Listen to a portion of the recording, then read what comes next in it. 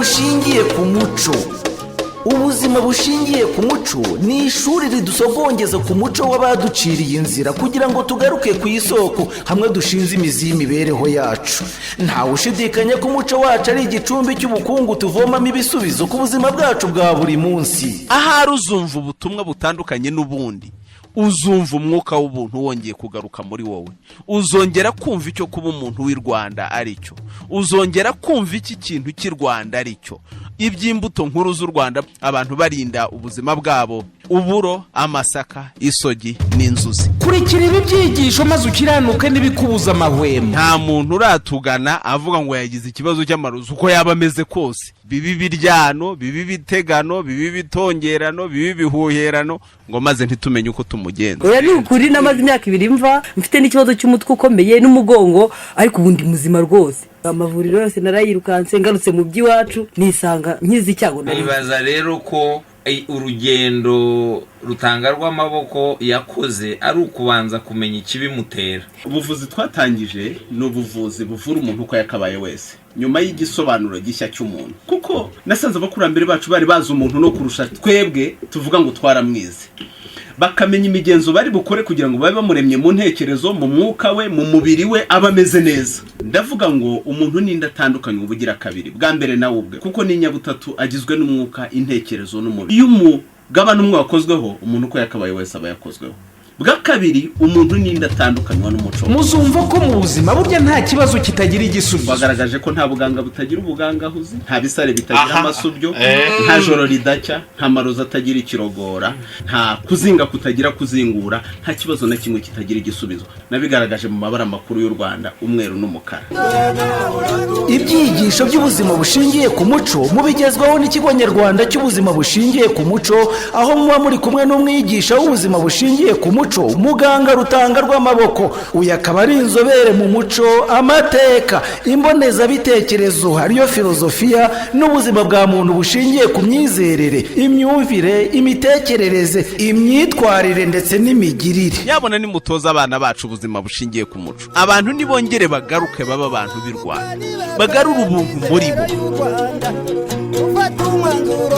Umucara umurage twazigiwe n'abakurambere bacu.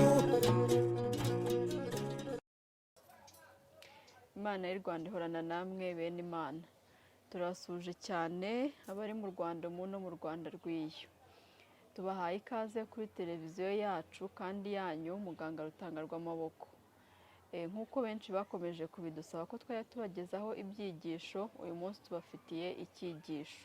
Tukaba turi kumwe na Nyagasani Imandwa nkuru y'u Rwanda, muganga rutanga rw'amaboko. Muganga tubahaye ikaze. Ndabashimiye cyane Benimana, nanjye mbasuhuze. Imana y'u Rwanda ihorana namwe. Tubeho ubuzima bushingiye ku muco, ku muco ari wo shingiro. Reka dushimire abantu bakomeza kudukurikirana, kudukurikirana. Nanjye nari nibeshye nk'abandi, ukurikirana umuntu mufitanye ibibazo, ariko gukurikira, bati turabakurikira, ntabwo wavuga ngo ndabakurikirana.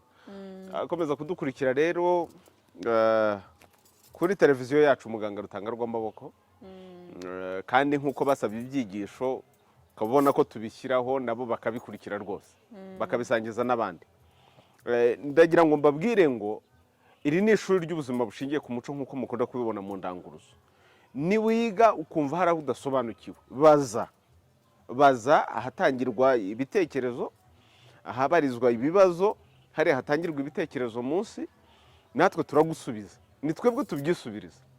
Ntabwo ari ibintu byo kuri YouTube byateye n'iki cyangwa ku mbuga ngurukanabutumwa, kuko turi mu ishuri ry'ubuzima bushingiye ku muco. Turashaka abantu biga bakamenya. Ubwo rero mujye mubibaza rwose, ntimukagire ipfunwe ryo kubaza. Ntabwo kwandika hariya izina ryawe rikagaragara ari ikibazo. Ubundi se kumwandika mu bidafite umumaro, ntanswe noneho iby'umuco wacu. Ubwo rero ibyo tubibashimira, ariko nanone tubararikire kwiga rwose mushimikiriye.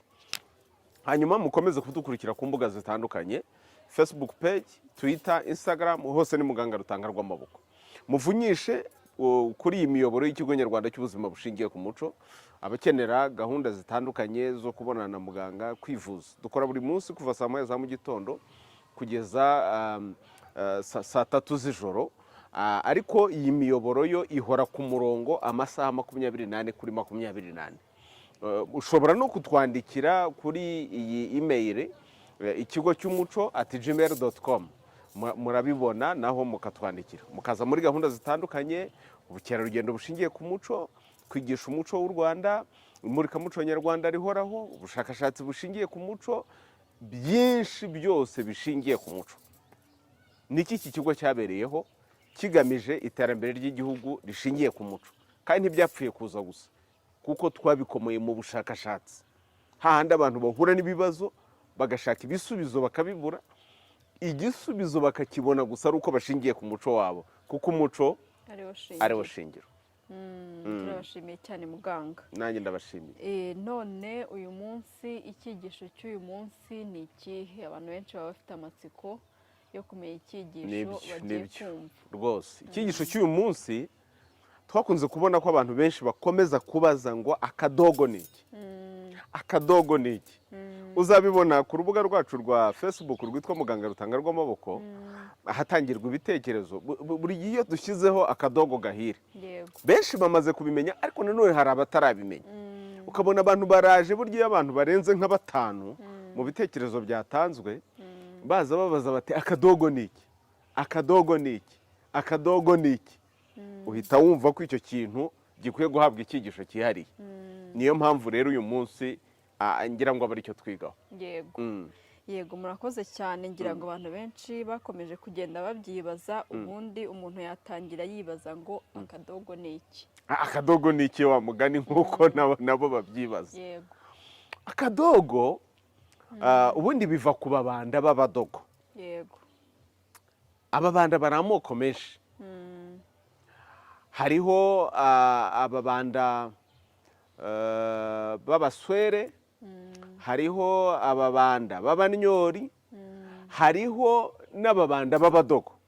Uzamenya ubundi bwoko nanone bw'ababanda azambwire, ariko ye naho ngereje.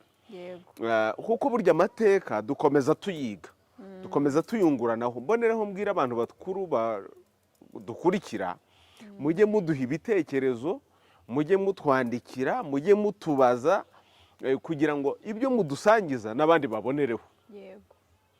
Urumva rero akadogo, ababanda b'abadogo, urumva ko bifitanye isano. Rero bikaba bivuze iki? Ababanda nanone banza umenye icyo bakora. Ababanda kubanda, urumva ko ntabwo ari ibintu byapfuye kuza. Burya nibo mandwa nkuru zibandisha. Ni nayo mpamvu ariho havamo nyagasani mandwa nkuru y'u Rwanda.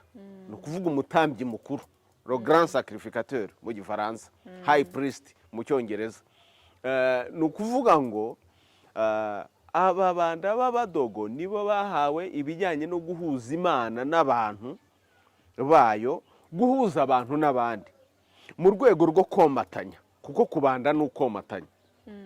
Wenda tuzabyiga by'umwihariko mu cyigisho cyo kubandwa, ariko reka abantu babanze bumve icyo ngicyo. Umumaro w'ababanda b'abadogo ni ukubanda abantu n'Imana y'u Rwanda, ni ukubana abantu n'abazimu babo batazima, abakurambere. Ni ukuvuga ni ukomatanya abantu n'Imana y'u Rwanda, ni ukomatanya abantu n'abazimu babo batazima. Nk'uko igitari imizi yacyo, niko twebwe abazima turi abazimu bacu. Urumva umuntu womatanijwe n'Imana ariyo soko y'ubuzima, akomatanywa n'abakurambere be, abazimu bacu batazima, uwo muntu urumva ko aba ameze neza byuzuye. Aba ameze nk'igiti gitewe hafi y'umugezi, kandi gitewe mu butaka bwiza. Ntabwo rero gishobora kugira ibibazo. Kiba gifite mbese ubuzima butazima cyangwa no kuzimata. Hanyuma urumva ko akadogo tumaze kubona ko biva ku babanda b'abadogo. Abadogo akaba ari abatambyi bakuru. Ahangaha tunasuhuze abadogo bagenzi bacu twamaze kumenya bo muri Mali. Burya hariho abadogo bo muri Mali, les dogo du Mali. Nabo iyo urebye les dogo usanga ari les grands sacrificateurs, les sacrificateurs.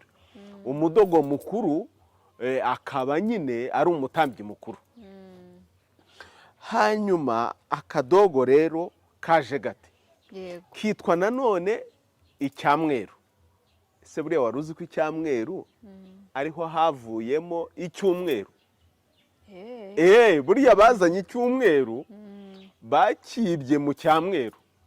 Nawe urabyumva yuko ari inyuguti imwe yahindutse. Buriya uko amagambo agenda avuka ni uburyo inyuguti zigenda zihindagurika mu ndimi zose, niko bigenda, noneho amagambo akavuka. Rero icyumweru biva kuri mweru, ariwe mwiru mukuru, ni Kibogo umutabazi. Niyo mpamvu nanone bakita icya Kibogo.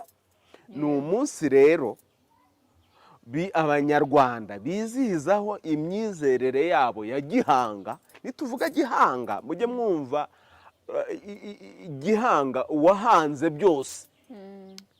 Ntabwo ari gihanga nk'umwami w'u Rwanda gusa, kuko gihanga nk'umwami w'u Rwanda nawe bikomoka kuri gihanga nyiruguhanga byose.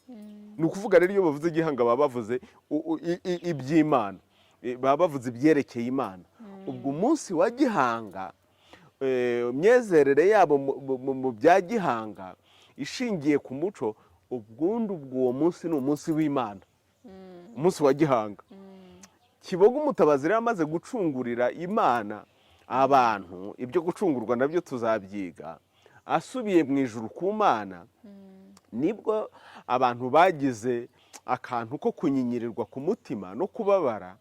Hanyuma kuko abasize noneho bababaye rero, nawe ashaka uburyo abereka ko azahorana nawe, niko kubashyiriraho uwo munsi bazajya bizihizaho ibijyanye n'imyizerere ya Kinyarwanda, nawe bamuzirikana. Noneho uwo munsi witwa icyumweru, witwa akadogo kuko wahawe ababanda b'abadogo, ngo abe ari bo bamenya ibijyanye n'ubuhuza bw'abantu n'Imana, abantu n'abazimu babo batazima.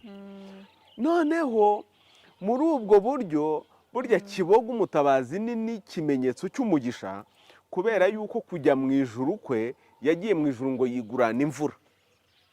Imvura rero burya niyo mpamvu ari imigisha, ikimenyetso cy'imigisha ituruka mu ijuru dukomora ku Mana, kuko iyo yabuze igihugu kiba cyagize ibibazo.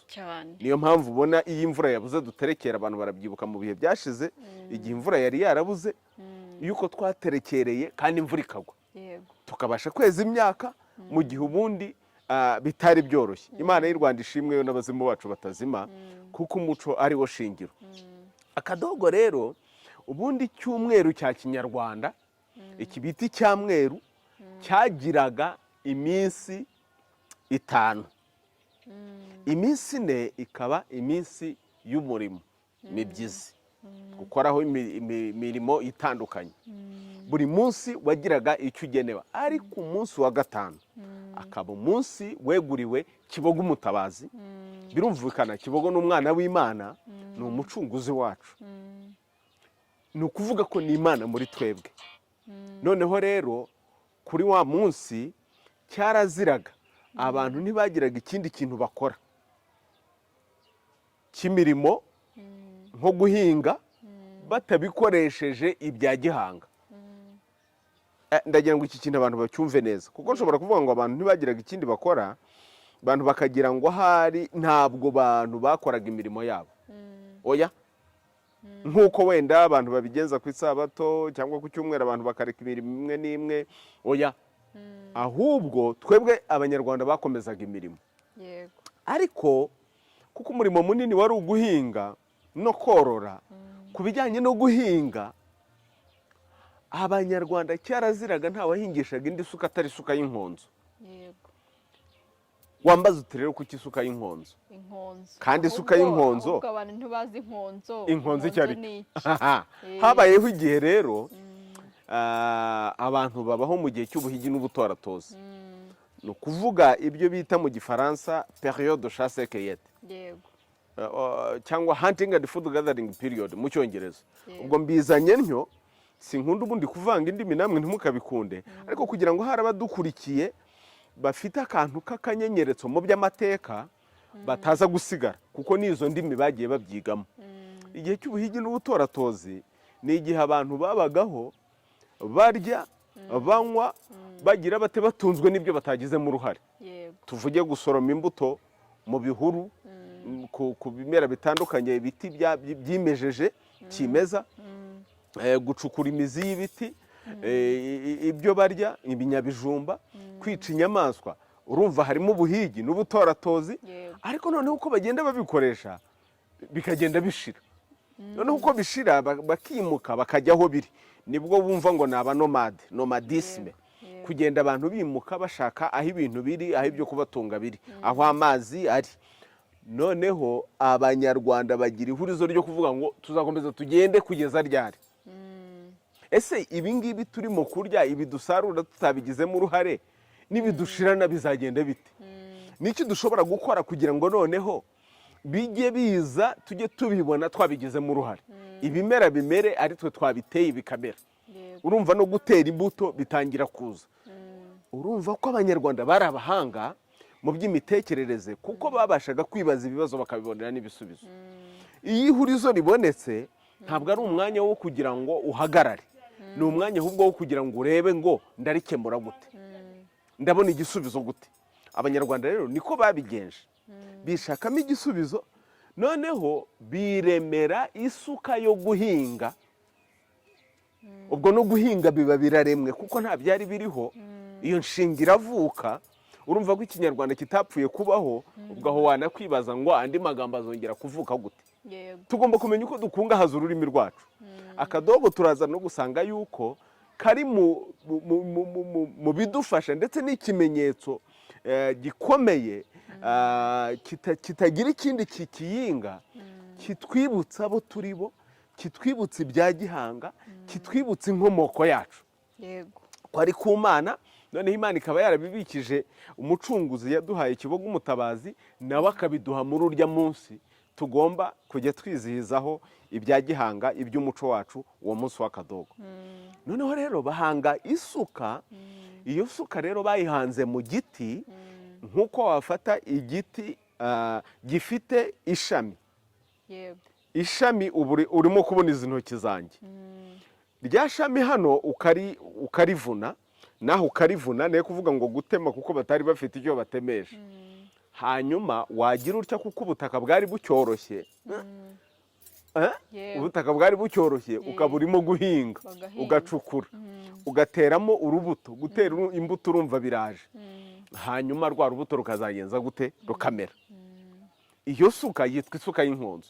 Ndagira ngo turacyayishakisha hano mu bicumbi, ariko nk'uwajya mu nzu ndangamurage, ndabizi nagiyeyo, isuka y'inkonzo yayisangayo. Cyane cyane tubararikire gusura ingoro ndangamurage z'igihugu cyacu. Hari ingoro ndangamurage y'imibereho n'amateka by'abanyarwanda iri mu majyepfo mu karere ka Huye, hahoze ari Butare. Hari ingoro ndangamurage y'ingoro z'abami mu Rukari. Aho ngaho abantu babonamo ibintu byinshi bya gihanga, cyane cyane aho twaturutse. Ubwo ndabikomoza ku kadogo. Urumva rero isuka y'inkonzo yari iyo ngiyo. Ariko igikomeye nanone twibazaga, kuki cyaziraga guhingisha indi suka atari isuka y'inkonzo? Kubera ko urumva ko isuka y'inkonzo ni ikimenyetso cy'uko imibereho y'abanyarwanda, u Rwanda, gutera imbere kwarwo, kugira aho ruva n'aho rugana, biva mu kwishakamo ibisubizo kw'abana barwo bashingiye ku muco. Kubera iki? Kuko umuco ari wo shingiro. Niyo mpamvu tuvuga ngo tubeho ubuzima bushingiye ku muco, kuko umuco ari wo shingiro. Sinzi niba iki kintu abantu bacyumvise neza. Ni ukuvuga ngo nshuti mudukurikiye, Benimana mu Rwanda umu no mu Rwanda rw'iyo, Benimana mu Rwanda umu, mu rundi Rwanda no mu Rwanda rw'iyo. Mu rundi Rwanda burya ni Burundi. Burundi, abarundi, barundikazi, bakama bamana mu Kinyarwanda ngo Benimana. Ndabashuhuje cyane. Muze kutubwira hatangirwa ibitekerezo muze kutubwira niba namwe Burundi mugira isuka y'inkonzo. Iyo suka bahingishaga ikoze mu giti, ntibavuga guhingisha igiti, bavuga isuka y'inkonzo. Ese mu Kirundi yitwa nguki? Kuko ndabizi neza yuko Abanyarwanda n'Abarundi dusangiye umuco umwe. Niyo mpamvu u Rwanda n'u Burundi ni igihugu kimwe. Afurika ntagikunda kwita Afurika kuko namenye izina ryayo bwite, Abakama, igihugu cy'Abakama. Muri Egiputa bavuze ngo ni Abakemeti, bakama bakamisha. Rwose mureke tubeho ubuzima bushingiye ku muco, kuko umuco ariwo shingiro. Urumva rero impamvu cyaziraga guhingisha indi suka atari isuka y'inkonzo, nuko ya suka y'inkonzo ari ikimenyetso cy'uko u Rwanda rwavuye mu kwishakamo ibisubizo kw'abana barwo bashingiye ku muco, akaba ari nabyo bizarukomeza. Burya dushingutse ku muco rero ni nk'igiti gishinguye imizi, kikaba kitagifite imizi, urumva se kituma. Tubeho ubuzima bushingiye ku muco rero, kuko umuco ari wo shingiro. Ubwo tubonye inkomoko y'akadogo ko ari ku Mana, tubonye ko ari umunsi Abanyarwanda bizihizagaho imyizerere ya gihanga, n'uyu munsi uziko ariho tuwizihizaho mu bicumbi. Tubonereho no kurarika abantu, kuko akadogo k'iki cyumweru ni kuri uyu wa 16 Kamena 2023 saa 12 z'umugoroba. Abantu nibavunyishe kuri iyi miyoboro barimo kubona y'ikigo Nyarwanda cy'ubuzima bushingiye ku muco 0788 51 41 77 na 0725 520 312. Hari n'umuyoboro wa WhatsApp ku bari mu Rwanda rw'iyo baba bashaka kwifatanya natwe, baba bashaka kubariza iby'ubuzima bwabo mu buryo butandukanye. Iyo nimero rwose ya WhatsApp abari mu Rwanda mujye muyiharira abari mu Rwanda rw'iyo. Hanze iyo ngiyo kure batabasha guhamagara inaha kuko bibagora, bitwara amafaranga menshi, ariko unyuze kuri WhatsApp biroroha. Utwoherereza ubutumwa, dushobora gukoresha ihanabutumwa ry'uburyo butandukanye. Uwo murongo wa WhatsApp nicyo ubereyeho: akamenyetso ko guteranya 725, akamenyetso ko guteranya 733 090 143. Akamenyetso ko guteranya 733 090 143. Uwo ni umuyoboro wa WhatsApp abantu bashobora gukoresha. Ndagira ngo hari ibijyanye n'akadogo birimo kugenda byumvikana. Tukimara rero kumenya ibijyanye n'akadogo, kubera yuko hano tuba muri gahunda y'ubushakashatsi bushingiye ku bikorwa, nyine twahise dutangira kwizihiza akadogo. Ushobora kwibaza uti rero mukizihiza ryari? Buriya abantu baherutse kubona icyigisho twatanze cyitwa ikibariro cya Kinyarwanda. Mu muco w'u Rwanda buriya Abanyarwanda bagiraga uko babara, duhereye ku bijyanye n'amasaha. Isaha yacu yari isake. Isake ni isaha ki? Burya isake ni isaha ki? Urimo kumva ibintu ukuntu biryoshye. Isaha ni isaha ki? Ibyo bintu ntihakagire umuntu wongera kwigoragora ngo ni Igiswahili. Ni isaha ki? Noneho isake ibirahaje, kandi urazi ko bavuga mu nkoko za mbere, mu nkoko za kabiri, mu nkoko za gatatu, bigakomeza. Ubwo izuba rikaba rirarashe, tugatangira kubarira ku zuba. Izuba rirashe, agasusuruko, sibyo? Inyana zisubiye iswa. Noneho tugatangira kubarira ku nka. Ibirango bitatu by'ingenzi umuco w'u Rwanda wubakiyeho ni Imana, inka n'ingoma, amashoka y'inka, amataha y'inka, izuba ry'igishukabaja, tugasubira ku izuba. Izuba burya ni umugabo w'ukwezi. Ukwezi niko mubyeyi wacu, twe turi abanyakwezi, abacwezi, noneho twebwe turi inyenyeri. Urahora unyenyeri wari wambaye. Ariyo mpamvu nkunda kubabwira ngo mujyane abana ku kwezi nimugoroba mubereke inyenyeri. Bizatuma barushaho kubona uko babara inyenyeri bikabananira, niko barushaho kubona ko muri bo harimo impano nyinshi, harimo ubutunzi bwinshi, harimo ubwenge bwinshi. Icyakoza bakagenda babiha umwanya, babona kimwe kimwe uko bagiye babona umwanya. Niyo mpamvu burya umugoroba ari umwanya mwiza wo gutekereza, ari umwanya mwiza wo gusubiza agatima impembero. Ni nayo mpamvu igitaramo burya tugikora nimugoroba. yego Urumva rero abanyarwanda bagiraga ikibariro cyabo, hanyuma tuvuye ku munsi nijoro, hanyuma tugeze ku cyumweru. Tumaze kubibona, cyumweru cyagiraga iminsi 5, iminsi nikaba iminsi y'imibyizi. Umunsi wa gatanu ukaba umunsi wo kwizihizaho imyizerere ya gihanga, imyizerere y'abanyarwanda ku Mana, kandi bikaba bifite aho bihuriye n'ubuzima bw'igihugu. Nshuti zanjye mudukurikiye, ni mumbabarire mumbwire, abizihiza icyumweru, abizihiza isabato, abizihiza ijuma, sinzi niba hari n'indi minsi ariko kubanza ari iyo ngiyo amadini dufite, mazanano ariko mvuga dufite, yewe ntabwo ndi muri ibyo ngibyo. Harabaye ntihakabe, harapfuye ntihagapfe.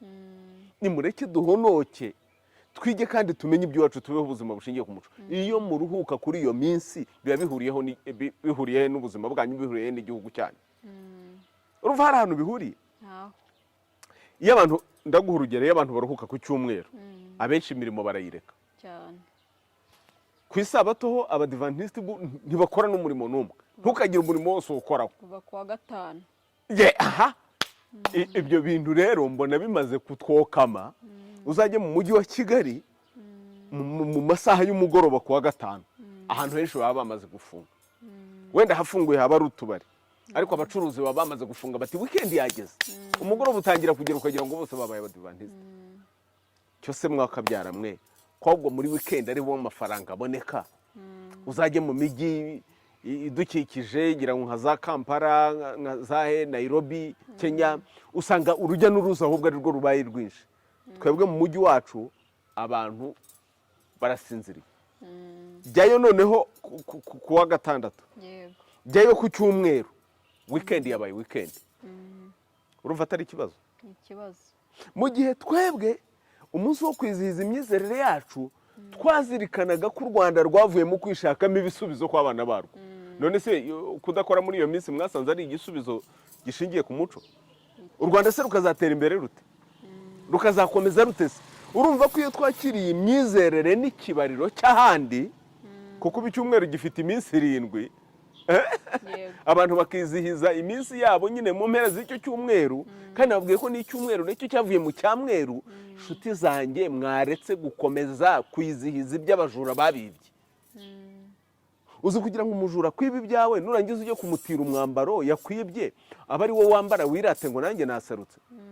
Urumva atari ikibazo? Ni ikibazo. Akadogo rero katwigisha ibintu byinshi, katwigisha inkomoko yacu, katwigisha uburyo kugira ngo turenge ibibazo duhura nabyo, ari ukwishakamo ibisubizo dushingiye ku muco wacu. Ese abantu baracyagira ubuhanzi bushingiye ku muco? Urumva ko abakurambere bacu bahanze isuka. Uzi ko nyuma y'iriya suka y'inkonzo banahanze isuka noneho z'ibyuma zicuzwe, kuko batangiye gucura. Urumva Kibogo Imana yabahaye ubutare. Tuzabireba mu bijyanye n'amateka yo kubaho, irema, kugwa no gucungurwa kwa muntu n'ibiri mu isanzure byose.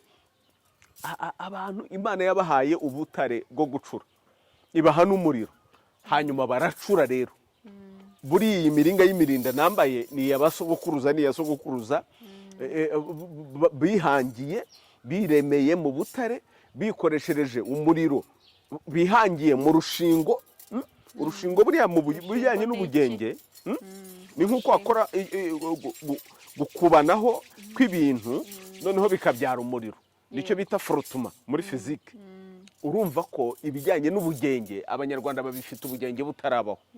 Noneho bacura isuka y'imberuka, amasuka y'amaberuka, amasuka noneho yarakoze mu byuma, kuko ubutaka bwari bumaze gukomera uko ikirere kigenda gihindagurika. Hanyuma yasuka y'inkonzi kabita gifite imbaraga, bahanga indi suka. Nshuti zanjye, uyu munsi y'ikibazo kibaye, abanyarwanda, abarundi, abagande, abanyakenya, abatanzania, abakongomani, abacwezi, mvuze ibyo bihugu kuko ibyo bihugu byari igihugu kimwe, igihugu cy'abacwezi. Ntabwo ari abo gusa, kuko abakama iki gihugu cyose, Afurika yose usanga ubundi ari igihugu kimwe. ibintu by'imipaka muzi uko byaje byaturutse i Berlin mu gihe abakoroni bigabanyaga Afurika. Natwe birangira buri wese arwana n'undi ngo wandengeye ahantu ibyo byose nuko abantu batakizihiza akadogo. yego Iyo aba bantu bamenyaga ibya gihanga bamenya aho twaturutse bakamenya ko twari umuntu umwe. Nshuti zanjye muracyamenya guhanga ibisubizo by'ibibazo mufite mushingiye ku muco wanyu, cyangwa ni uguhora mwasamye gusa nk'ibyana by'ibijwangajwanga ngo i Burayi bari bwohereze.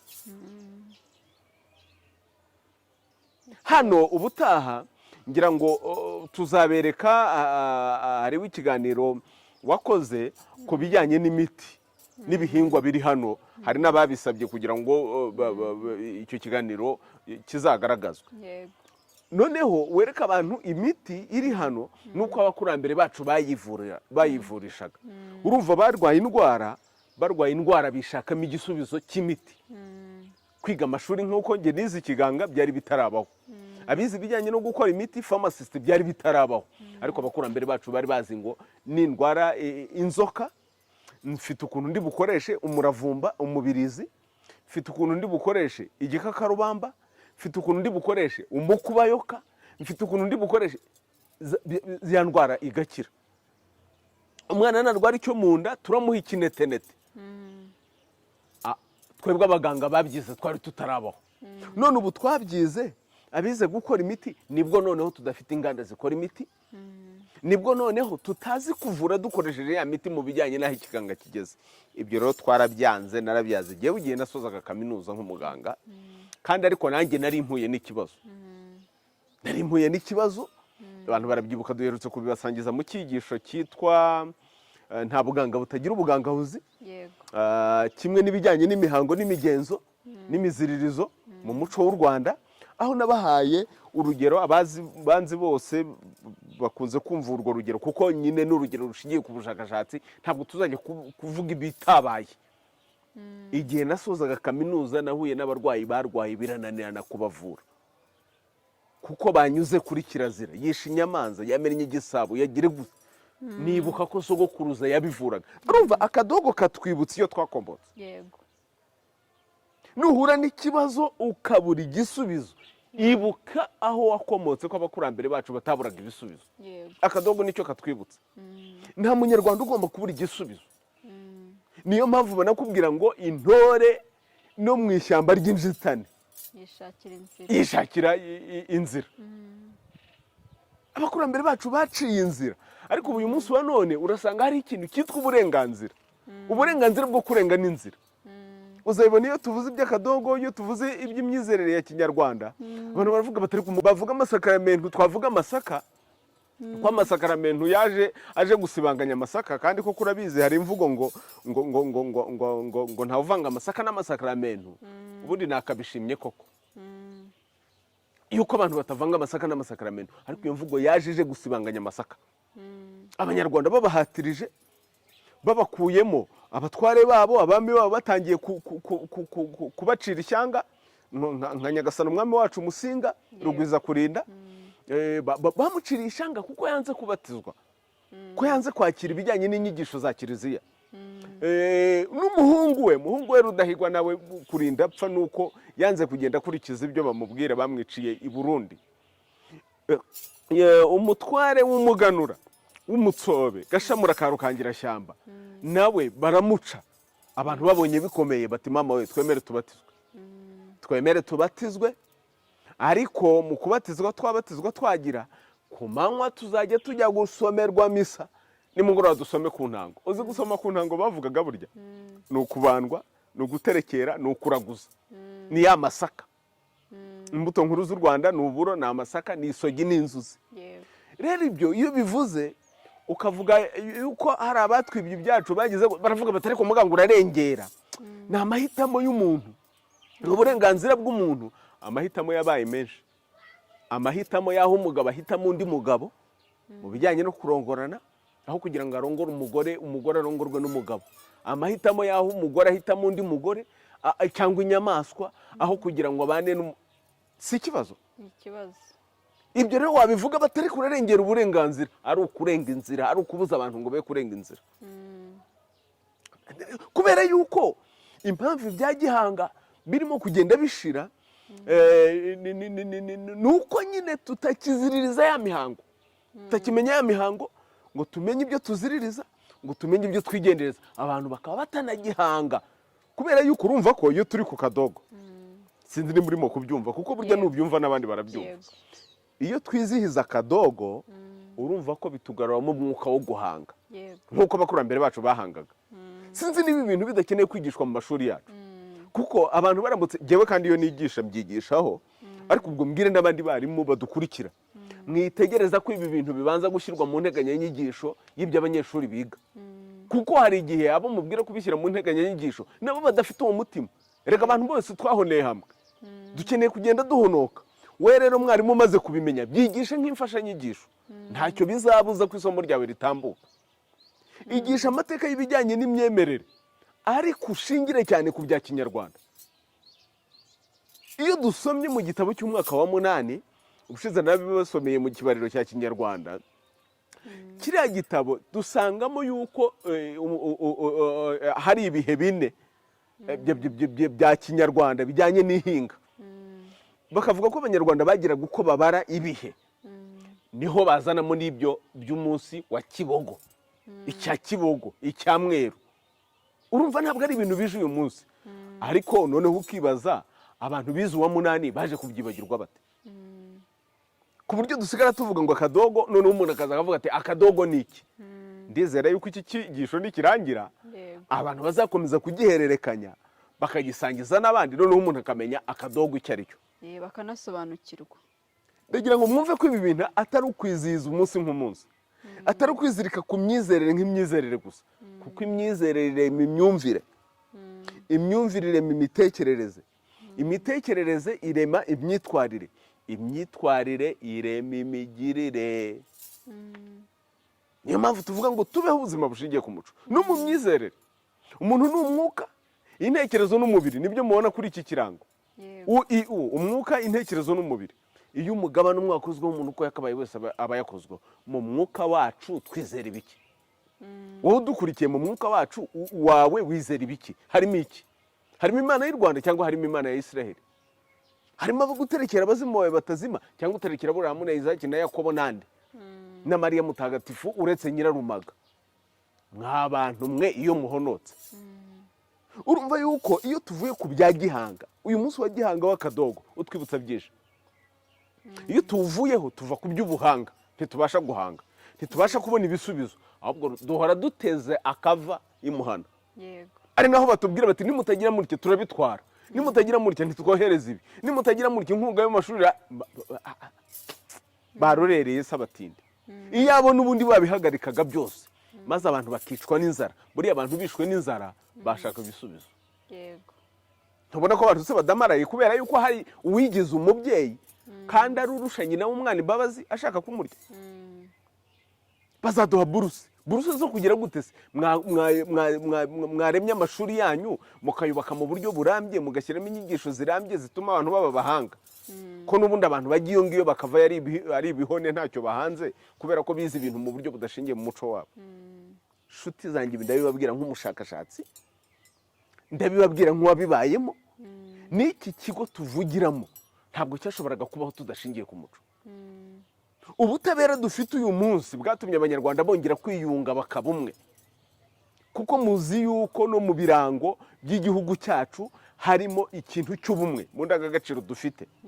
Ubumwe ni ikintu gikomeye, ni ikintu twubakiyeho.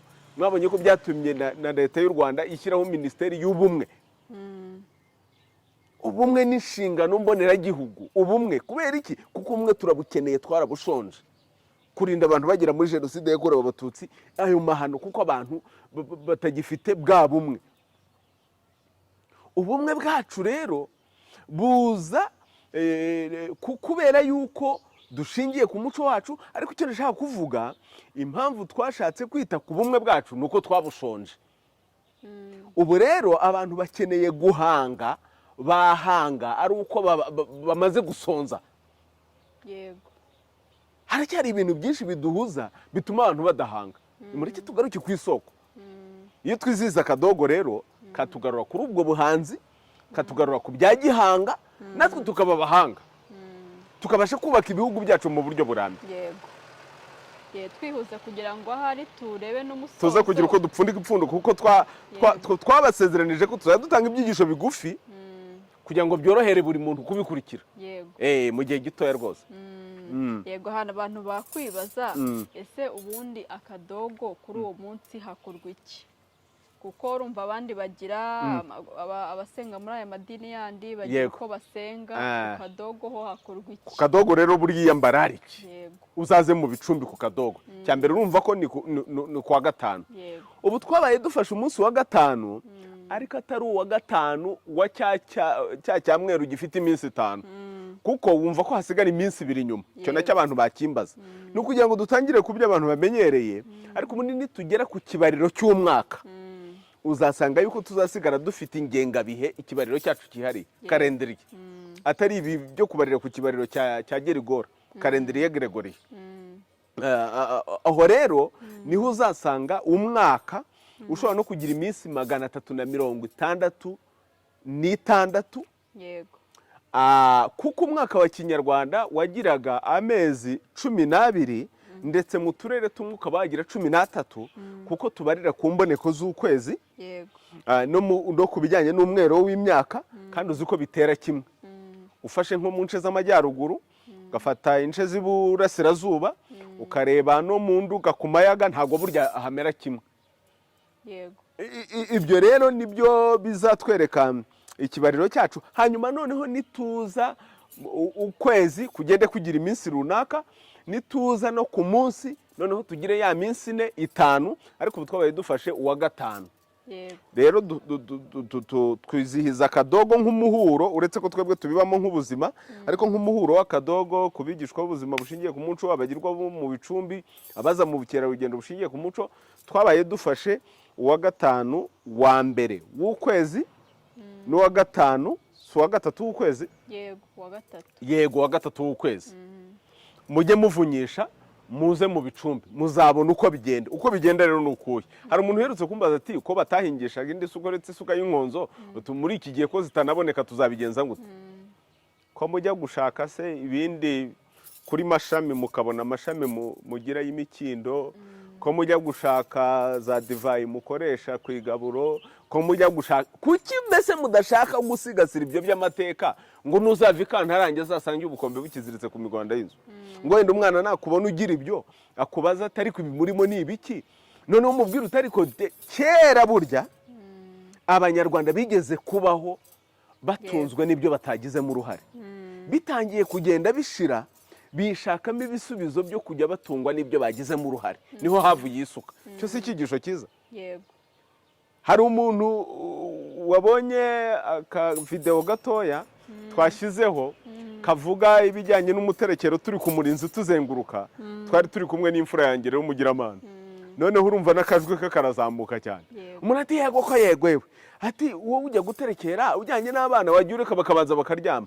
Nariko di uri umuti wese mwebwe iyo mujya guseba abandi bajya gusenga bagira bate barareka abana bakabanza bakaryama cyangwa ahubwo barabasengesha. Yego. Ibyo abana batubonana nibyo bazakurana.